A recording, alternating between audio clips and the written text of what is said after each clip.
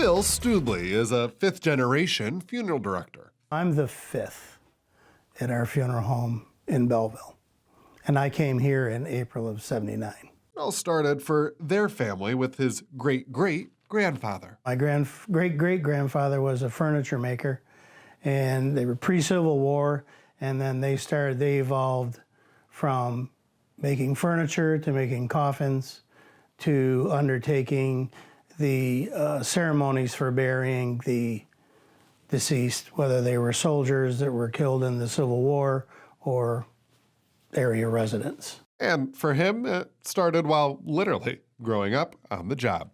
We grew up over a funeral home. A lot of generational funeral directors, their families lived over the funeral home because it was a business that was 24/7, and the whole family chipped in. You know, picking up chairs, running the vacuum cleaner, washing cars. It was then that Bill learned the ins and outs of it all, good and bad. I think you got an understanding for what it took, because it's not Monday to Friday, 8 to 5, it's 24/7. Growing up in Belleville, before 911, our hearse doubled as an ambulance, and our funeral home phone was the fire phone. So when our phone rang in the middle of the night, it was either a fire call, an ambulance call, or a death call. So, and you were right there to respond to it, so.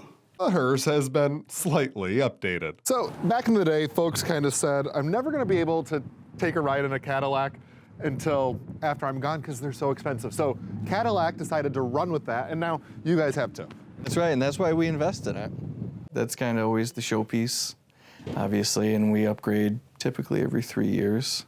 It's always a Cadillac. People like to joke that their last ride would be in a Cadillac. The role of the funeral director is to walk families through each decision. You have to put yourself in their position. Families, when they have, because a passing is the worst thing that you pretty much will ever have to experience, the death of a loved one. And when they come through the door, what they want to hear us say is, what can we do? What would you like? After those decisions are made, Jason or Bill move to this room. After years of shadowing and experience, you learn to use machinery like this and other pieces in this room. So tell us what some of it does here. This is the embalming machine, and it's going to push arterial fluid through the arterial system to preserve the body while causing pressure in the venous system that will then cause blood to leave the body. And what is important about all this here? It's important, I think, because a lot of times the last time you see someone, they're in a hospital or home and they don't look 100% great. And I think that's what we're doing here, is restoring a nice last image. That room, this job, and this process for families, times where simple empathy is key. It's the golden rule applies to the funeral service. I would look at anybody as if, how would I want somebody in my family treated? You know, there's a level of respect that you would give everybody, and it's just kind of always I've approached it. There are ways to make this process easier for your family. Pre-planning is very important because you have a calendar year to pay for the services at the current rate. 30 years from now, if you pass away, the interest has offset inflation. So monetarily, you don't owe us anything else at the time, which is a big deal. The other thing that's nice about pre-planning is oftentimes people, when someone dies, they're like, I have no idea. We never talked about this. I don't know what they wanted. And then you can come back and I know exactly what they wanted because we met. I hate to put you on the spot here, but why are funerals so darn expensive? Because we're regulated by the state of New York.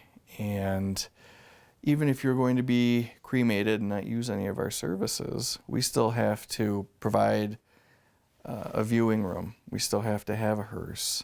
We still have to have all of those services that you may not be selecting, but they still have to be accounted for in our overhead. Death, the funeral, and goodbyes, all part of life. I've always thought, and the way our family always did it, was this is a rite of passage. You know, we die several times in our life.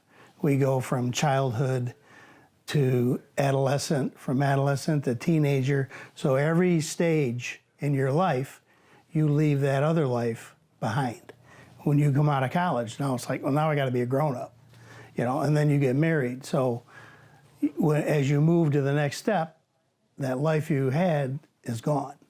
And this is the final transition. We're here, now we're gone. And what can we do to make that transition positive, dignified, and compassionate? Because it's nobody looks forward to it, but it's inevitable. We know that we're all going to go through it, and it's our job, to explain to families what they can do, what their rights are, and then they tell us what they want, and then we make it happen. When it comes to this unique job of funeral director, Jason, as I mentioned earlier, I know you're a professional. What is it that sets you apart here? The running joke is that all funeral directors are tall, thin, and pale. And at Reed and Benoit, we're the opposite of all those things. So that's how I'm unique.